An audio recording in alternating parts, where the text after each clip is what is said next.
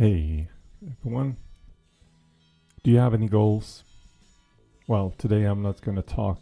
I'm going to talk about why the goal is not the point.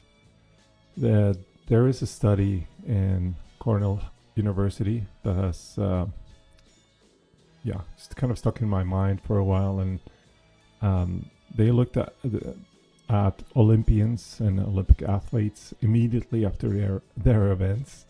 And what they specifically looked at was their facial expressions when they got to the goal. And what they found was pretty counterintuitive, but also makes pretty much sense. But it's also a bit uncomfortable. And what they saw was that the gold medalists were super happy. And the silver medalists that were in second place and one step from gold were measurably less happy than bronze medalists that were in third place. And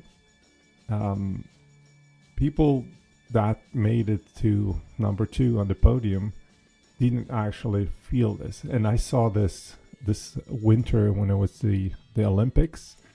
There was like the first place was a Norwegian team. It was a skiing event. Norwegian women, and then I heard like the commentator said like something's up with the Swedish girls. They're like so they were unpolite and they were like really acting bad, and then the Finns were in a really great mood, and I was like okay, and then I understood they were in second place, and the Finns on third place, they were super happy because they were comparing downward. They were said like, at least we got a medal, and we're super happy, and they felt like they achieved something. And the ones in the silver position now, the Swedish team, for example, they were looking upward because they were like, we should have gotten that gold, and they had like some certain unluck in that race because they were really leading, and then they lost it, and they felt like they lost it because they were leading. So this is the hard thing when your identity becomes, or the goal becomes your identity. And this is what happened to them. They thought they were the winners. And when you have pursued that goal too hard and you fall short, you feel empty and you feel like there's nothing there. And I'm going to fill in with a small quote from Don Draper in Mad Men here. And he says, "Success is relative. It is what we can make out of the mess we have made of things." Welcome to another episode of Never Start Over Again. This is our weekly reset, and I'm happy that you're here. And again, if you like these episodes, share it with someone. I created this podcast now to come out every Monday because I was looking for a podcast that I can switch on a Monday morning when I was like commuting or on my way somewhere that made me think, get a bit of a different paradigm, a bit different shift in mind. And maybe this also helps you a bit, is that the only treatment that you can give a person that is like really not doing good, like you feel bad, you have depression or whatever, the only thing that really helps is to change how you see things, the paradigm. And I think this is like the most overarching thing I want to do with this podcast every Monday, is that you change your paradigm of what you maybe think is the world, but we can see it from so many different points. And I might come back to how a couple of examples about that, because that's not really the point of the episode today. Because today's episode is not about it's about goals, and it's not that you shouldn't have goals, because I really think you should, and you're going to understand why. But we're going to talk about what happens when you confuse the goal as being the point. So 100 years ago, there was a race. There were two teams, one Norwegian team and one British team.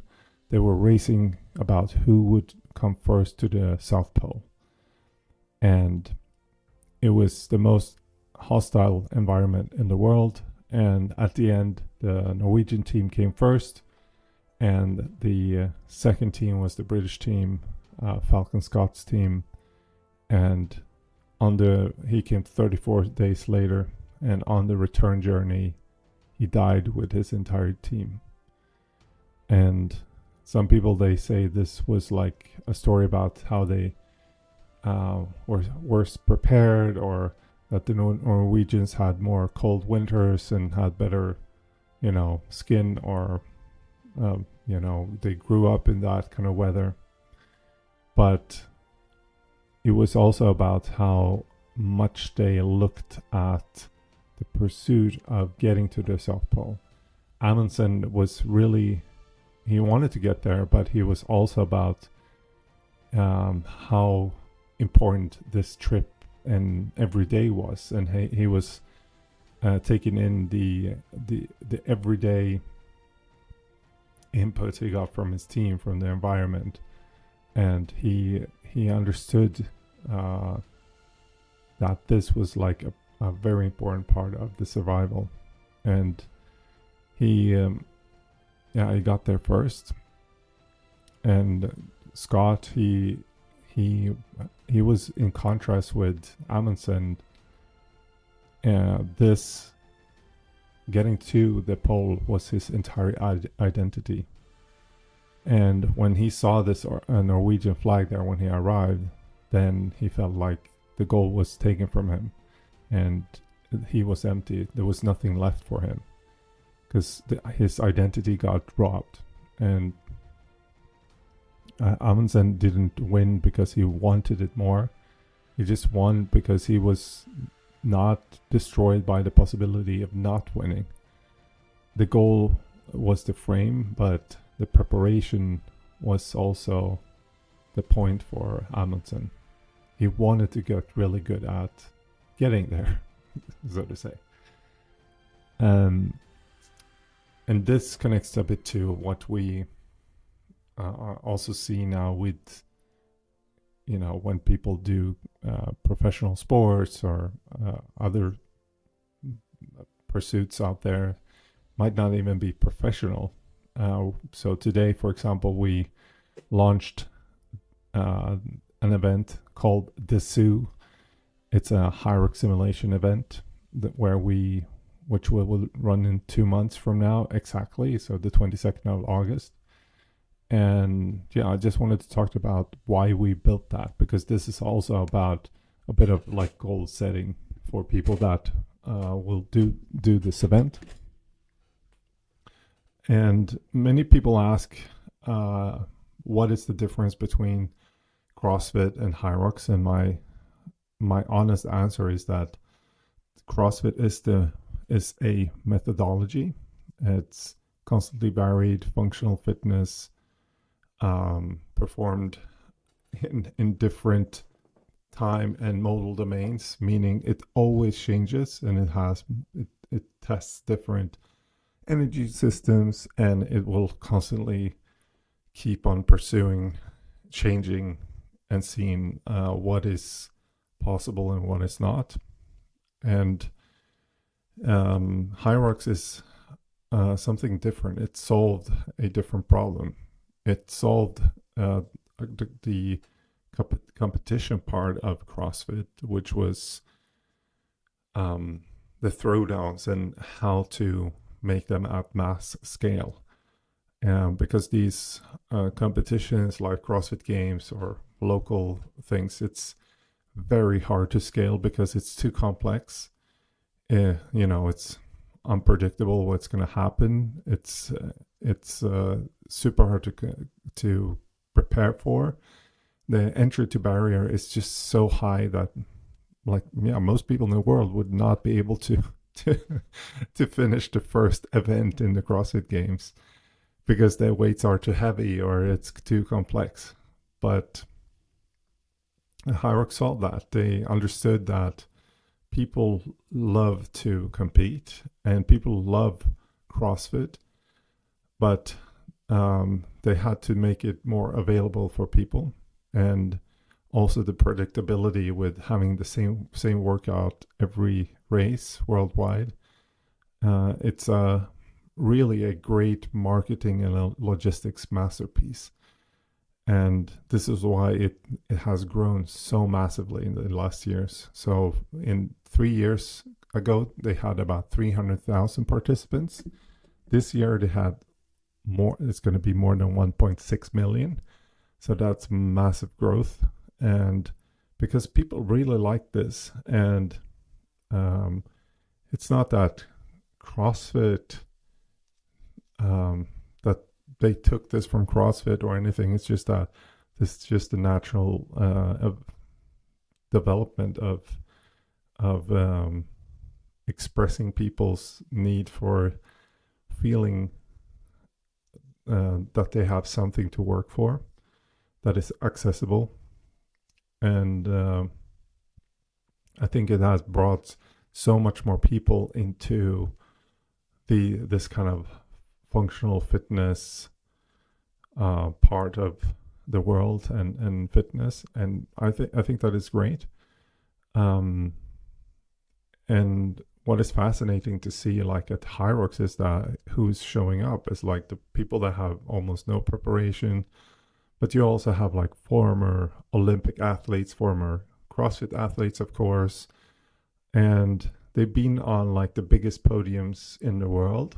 They maybe won gold medals or whatever, and they were pursuing like being a number one in the world, and now they're doing these Hyrox races.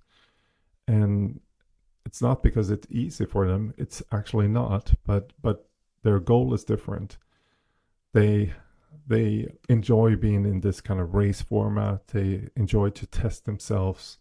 They also don't hang up their identity on it, but they still feel like when they're through it, they feel like they actually achieved something. And we know like how it is for most people that run marathons or half marathons, so on. It's not so much people that really love running. Some do, yes, for sure.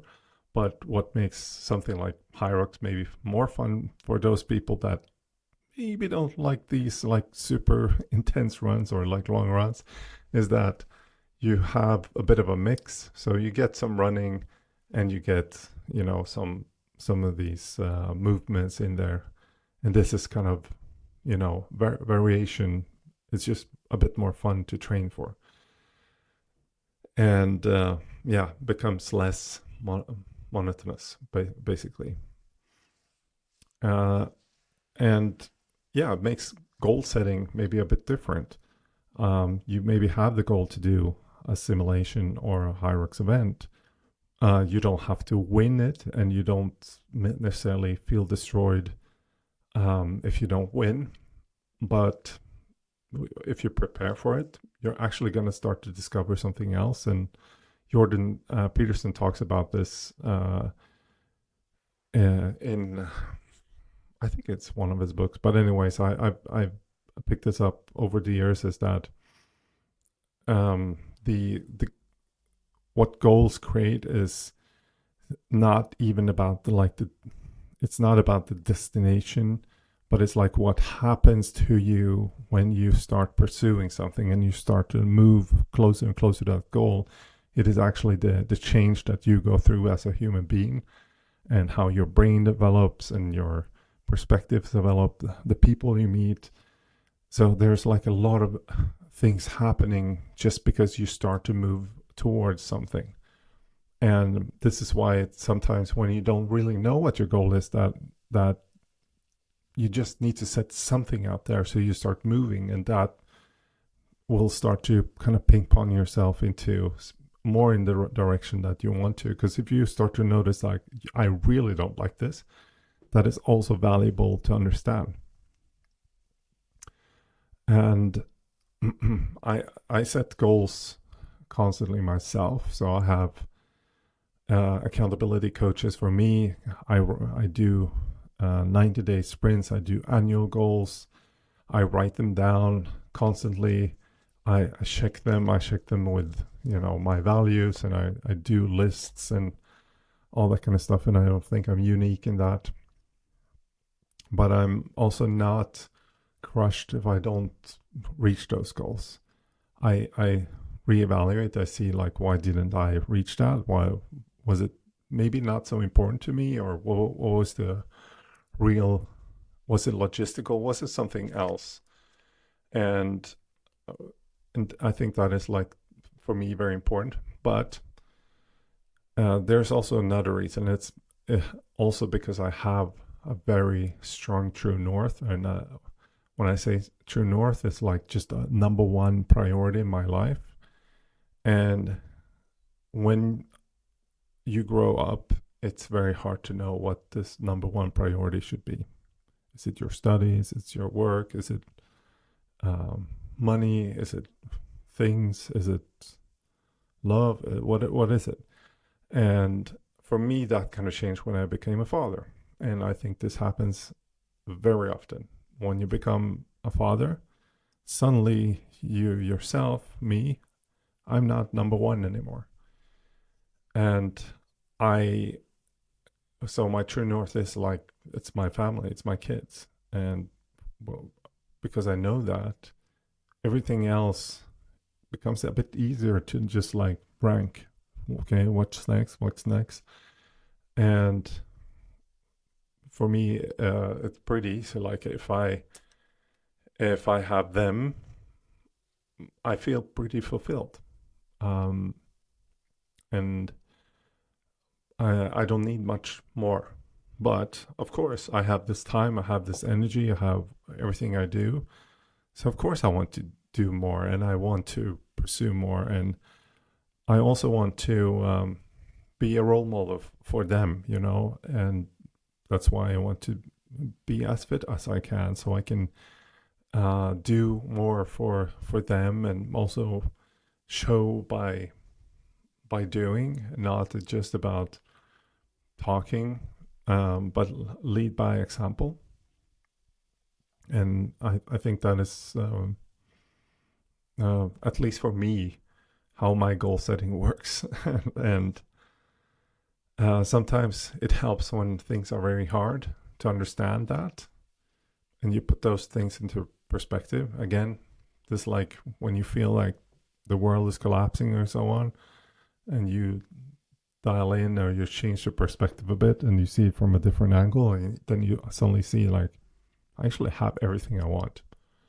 So even if I fail on everything else, at least I'm gonna have that, and that is a total relief. There are other ways to see this. It's like 100 years from now, who the hell will remember this podcast episode or care about whatever post I did on Instagram, or it doesn't matter that much if you look in from perspective in that sense. That doesn't mean that you shouldn't care, but it's just that it's not the end of the world. It basically almost never is, and hopefully never will be, but we'll see what happens in the future.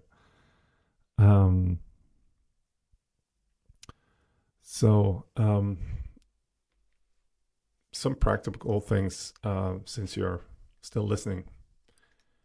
It's hot right now, and it's going to be hot probably for the next couple of weeks. Next year it's going to all be hot again. And I wanted to do some myth busting when it comes to creatine. I know, a big shift here. But yeah, I've been taking creatine for a while. I've been studying about it for a while. I give it to people that I know that are old all the time, because I want them to feel better. I want them to have better brain health and so on. And there are some specific stuff that is important right now when it's hot, and it's that when it's warm, hot like this, and you need to hydrate, if you have more creatine, you take creatine, you're gonna super hydrate your muscles. So you're gonna reduce the risk of cramps, and you're simply gonna store a bit more water in the muscles. And the people that are worried, and this is specifically mostly for women that are scared to look that, oh, it's gonna make, retain a lot of water in my body.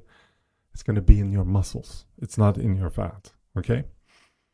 Another good benefit is for your brain, and this is why I give this to, or want my mom to take this, and my mother-in-law and other people that I know, is that it really helps with memory, cognitive tasks, and specifically, like if you've been having a bad sleep, I think creatine can really help. It's very good for bone health, specifically for women. You should probably take a bit higher doses. I'm going to talk a bit more about those doses. But first, there are some myths about creatine being bad for your kidneys, or that you lose your hair, or that you get, fat. It doesn't really happen. That is just myths. So don't listen to them. If you're a vegetarian or a vegan, you absolutely need to supplement creatine. You don't get it in the food because it's mostly only in meats and fish. So how much should you take? The base value that most people get is, or like packages say, is about 5 grams. And I think 5 grams is like the minimum dose. If you're like me, 100 plus kilos, you would probably want to double that dose at least, because 5 grams is like based on a 60 kilo person. So you want to, and it's RDA, so it's like recommended daily allowance for like a regular person to not be deficient. So if you're have more body volume, you need more. So it's probably about 10. And then if you want to have more bone health, you want to add another 3, 4, 5 grams. And if you want to have this a bit more for the brain, it takes a bit more to get into the brain and cross the blood-brain barrier. That means you probably need to go over 20. And this is usually how much I try to do this. And I take it over the day, not in one go. I've tried that a couple of times. If you take too much, you just need to run to the toilet very quickly. So don't do that. Unless you really, really like to run to the toilet and have, spend your time there. Don't do it. But yeah, I hope that kind of helps you to, get through some of the heat and have some hydration. Otherwise, this week, I would like you to write down a goal that you're currently pursuing. And then I want you to write below that and ask yourself, what are you discovering in the pursuit? And maybe you cannot write anything, but at least you should note down what goal you have right now. It doesn't have to be fitness. It can be anything in your life. But you should also ask yourself, what happens if you don't reach it? And then third, if you feel like it doesn't really matter that much, maybe you should actually look for another goal. And if you have a hard time getting to a goal, get a accountability partner. You can talk to your wife, your partner, your friend. You can talk to, a buddy, see if they can help you. If you want to do that more professionally, get like a mentor, get a coach, somebody who pushes you forward. This is what I do, not for everything in life, but some parts. And accountability, I think, is just an amazing tool for us to keep on pursuing, because time goes so fast. And I want to move forward. I hope you too.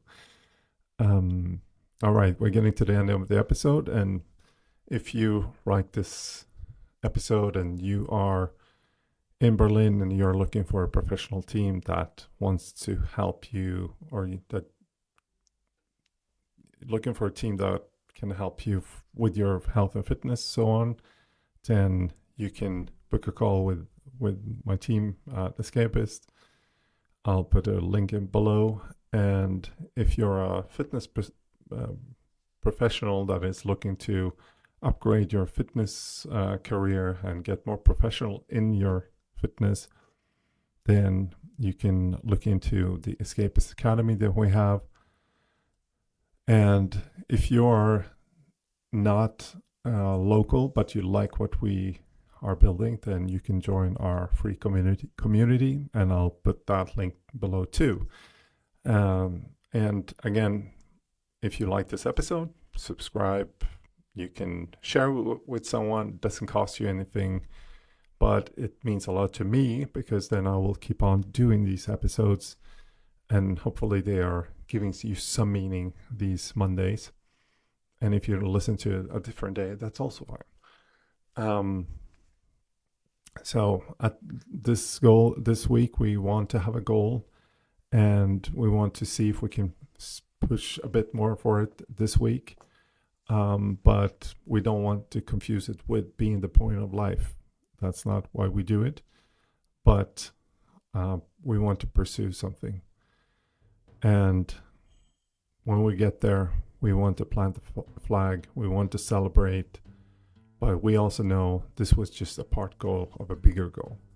So we go forward from this.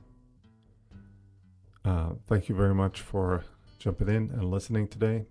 See you next week. Bye.